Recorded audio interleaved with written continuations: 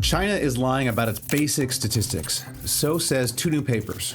Who do we believe? The Chinese Communist Party or our plucky economists? And what does it say about our own economic data? At the core of our story is a mystery: China's underconsumption. Look at this graph. Income on the x-axis, consumption on the y.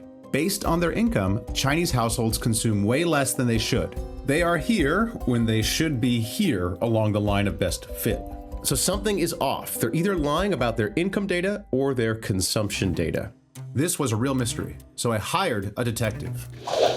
That was me, and I was hot on the trail. So I took my trench coat off.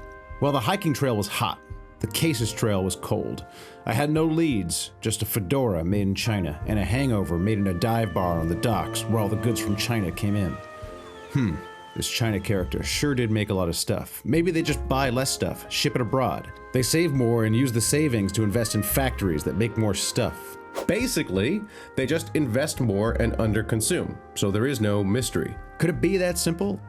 It never is. See, a graph is a lot like a man. They use few words, have an X and Y, and sometimes you can't trust them.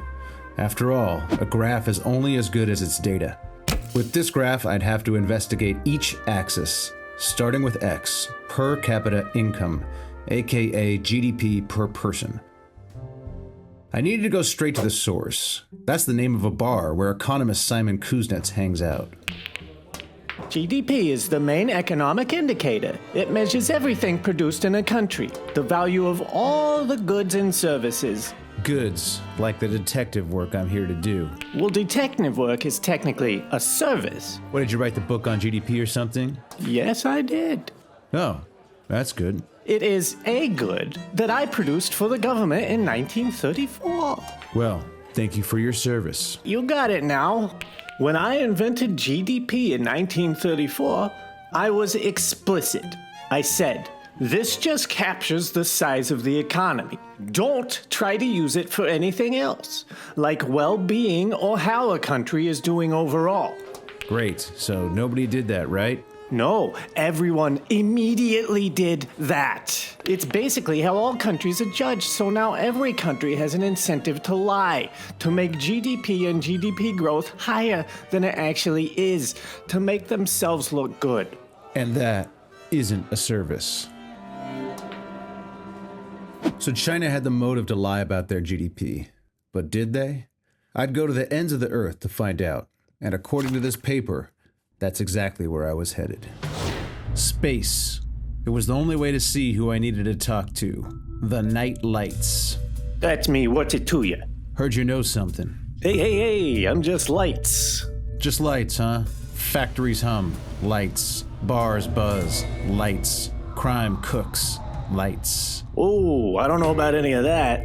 I think you do. See, the more economic activity, the brighter you shine. For example, you know this guy? Look, I've been trying to tell you.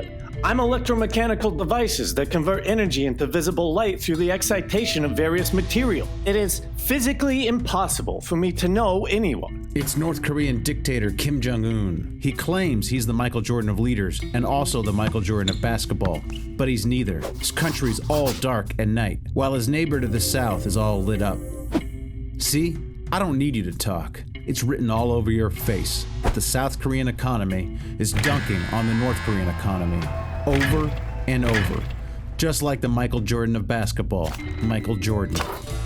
There is indeed a robust correlation between nightlights and economic activity. Luis Martinez uses this relationship to reveal that authoritarian regimes overstate their growth by 35% on average, China included.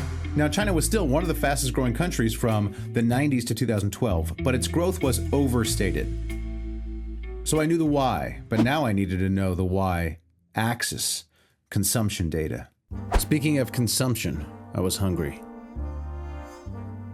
Food here was like all my first dates, not cheap, and the service was like my second dates, non-existent. Luckily, I could afford it. See, this is how much I spend on food. It has risen steadily as my income has gone up. And yeah, I had this chart made so I could explain in detail my budget situation to dates. Anyway, another thing I noticed is that even though I spend more on food as I got richer, as a share of my income, the food spending has gone down. See, I'm richer, so I buy more food, but I also have more money left over to spend on other stuff. For instance, yesterday I went to space, so the share spent on food goes down with income. I thought this chart was pretty neat, so I went to put it on Wikipedia, and that's when I discovered I'd been beaten by 200 years. I realized I had to go to the man himself. That's the name of the bar Ernst Engel hangs out in. The relationship between the share of expenditures spent on food and total expenditures or income is quite robust. We observe it in people as they get richer. And at the country level too. In prosperous Australia, 10% of total expenditures are spent on food, whereas in Laos, it's 50%. The only thing fuller than this guy's beard was his brain. As a detective, I'm a great listener. It's my second best skill. But this Engel guy was boring the shine out of me, so I switched to my best skill, pretending to listen while monologuing. Wait, what did you say? It's a fundamental relationship, which is why it's called Engel's Law. It should show up everywhere. I assume everywhere included China, and I was right. So this is the Engel curve for China in 1995. We can see Engel's law. Richer people's share spent on food is indeed lower. But watch this. This is the Engel curve for 1998, and here is the one for 2000. It moves. It's a law. It shouldn't move. It should stay in the same spot. Why is it moving? You know, I'm just gonna leave. Another failed first date. I don't know how I got the idea that Engel curves would be the way to a woman's heart. Oh, now I remember. I got it from this paper, written by two economists who fell in love and married after solving the Chinese Engel curve mystery. The paper uses Engel curves to prove China was smoothing its inflation data. Sometimes they'd underestimate inflation. That makes prices look cheaper than they really are, which would shift the curve outward since measured income appears higher. Sometimes they'd overstate inflation. That makes prices look more expensive than they really were, and that would shift the curve inward since income appears lower. So the Nightlights paper tells us China was overstating GDP, and this paper says China was smoothing its inflation data, and that ultimately made consumption look lower. So it turns out both the consumption data and the GDP data were incorrect.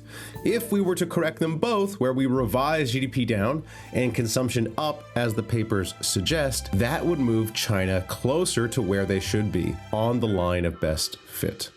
So mystery solved, case closed. Or is it? Stay tuned to the US, where there have been big changes to data collection. Will our own data become less reliable? And if so, will economists be able to find the biases? Find out in real life.